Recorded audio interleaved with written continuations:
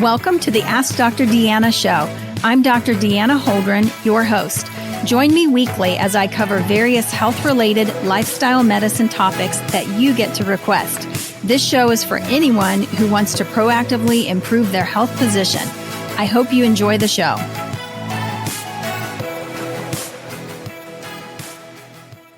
Hey, everybody. Thanks so much for joining me today. Glad you are here to hear the next episode of the Ask Dr. Deanna podcast.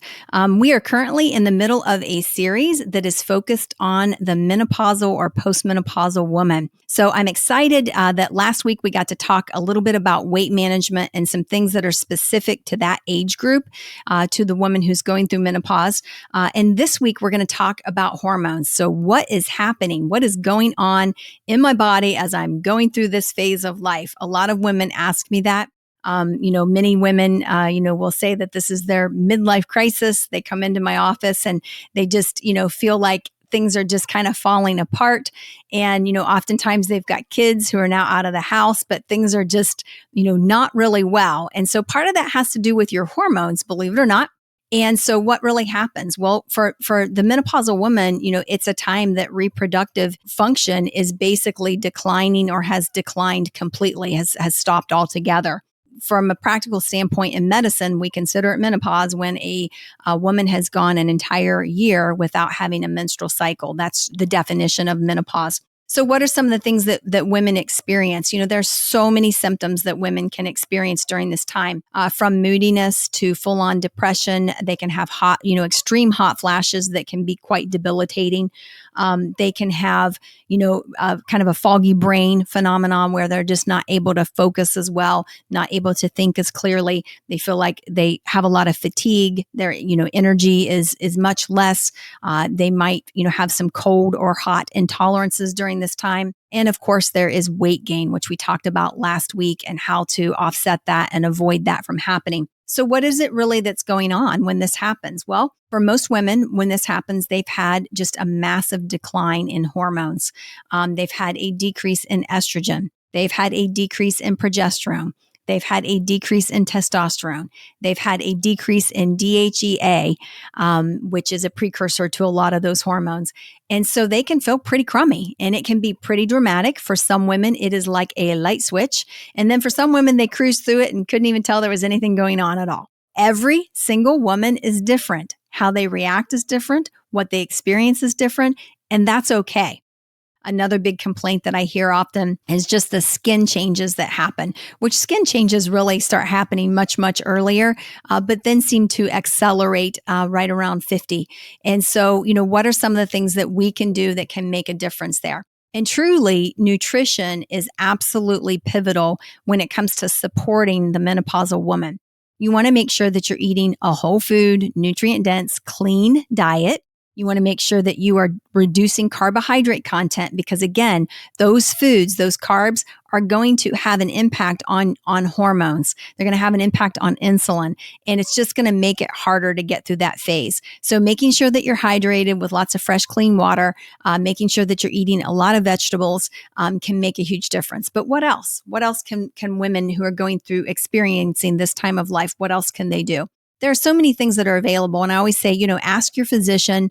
Some docs are well-versed in this area. Some maybe just don't really know what to do to kind of help this person out.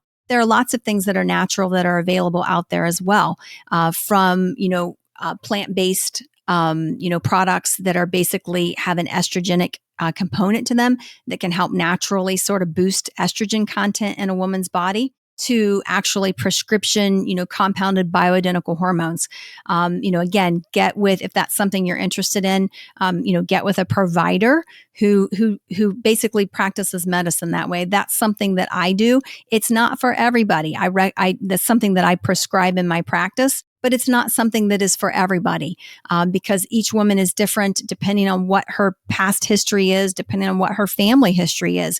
Those are things that have to be taken into consideration when you are deciding what is the best route to take, or what is the best approach to take for this woman. So it is very, very individualized, but there are lots and lots of options out there that can help to sometimes replace those hormones at a much lower level to try to help transition through that time to help offset some of those symptoms. There are prescription medications as well that can help with the symptoms as someone is going through this particular problem. And then again, as I said earlier, the diet is absolutely critical. I have had women come to me and say that they, were having horrible symptoms, and they basically went completely plant-based and saw a tremendous improvement in their symptoms just with that. Doesn't mean you're going to stay plant-based. It might just be that you're going to eat that way for a short period of time. But certainly reducing the carbohydrates, makes a huge, huge difference. When you are looking at these, bioidentical hormones, or bioidentical hormone therapy, compounded hormones, typically you're going to work with a practitioner. They are going to test all of your hormones. They're going to prescribe something to you to kind of help get you back into balance. And then they are going to monitor your hormones on a regular basis as well. Maybe in 3 months, repeat the test and see how you're doing. Or it might be in 6 months, or, once you're stable, then maybe a yearly, check in just to see how you're doing. Many times women will use that particular, compounded hormone until they are pretty much through this menopausal time. And then all of a sudden, that maybe they don't need it anymore. So we do typically say for the shortest time that's possible, that's really what is best. And again, women do really, really well when you can support them. I think that, what is really, really hard, and I've seen this, happen many, many times in medicine. They are depressed, they are tearful, they're having horrible hot flashes, maybe they're having some sexual issues as well because of what's happening with their hormones. And they just feel like there's nothing that can help them. Or nothing has been offered. And, what I want you to know is there is help out there. You just got to keep looking. You got to find a provider who has studied in this area and is knowledgeable in this area and willing to help you through that transition.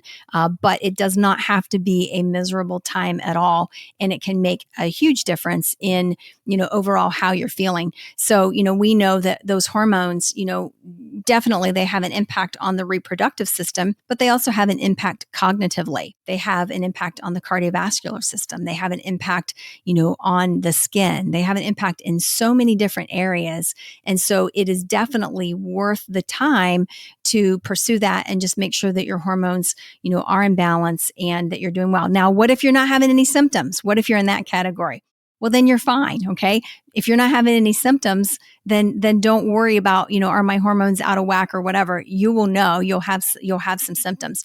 The other interesting thing is that oftentimes I will see as women are going through menopause, it's the really thin woman who typically has a lot more trouble with hot flashes and some of those what we call vasomotor symptoms. And this is because that really thin person has a lower estrogen level to start with. They just have low estrogen in their body.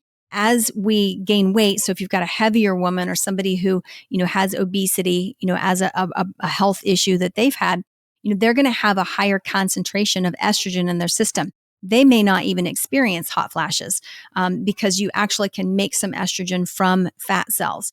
So we do see that, and there's a difference there. And, earlier I said it's very individualized. And this is absolutely the case. It is very individualized in the approach. What each person needs can be very, very different, but it can make such a difference overall in your total health. Another symptom that I see commonly is insomnia. The menopausal woman who suddenly, they've slept well their entire lives, and all of a sudden they cannot sleep. They cannot go to sleep for anything, and they're miserable because of it. So again, in that scenario for that menopausal woman, postmenopausal woman, sometimes it's a little bit of melatonin. Sometimes it's progesterone. Progesterone is great to help somebody sleep. Progesterone is a bioidentical hormone. It can be compounded or prescribed, but it's also readily available in a transdermal cream over the counter as well. So those are some options that people can use that can absolutely make the difference. And what I really would like to say to pretty much any menopausal woman, postmenopausal woman, look, if you're miserable, if you're having a really hard time in life because of this time period, please, ask somebody, get with your physician. If they can't help you, find somebody who can, because it doesn't have to be like this, and you can have a much higher quality of life with balanced hormones. So thanks so much for joining me today. Next week, we are going to still be talking about the postmenopausal woman, the menopausal woman, and we're going to talk about the importance of bone health, something called osteoporosis, which is a very, very serious condition that basically becomes a pretty major issue as we age, and especially around 65 and later. So there are things that we can do at 50 that can show up and make a difference down the road at 65. So I hope you'll join me for that session. And thanks so much for plugging in today. Everybody have a great day.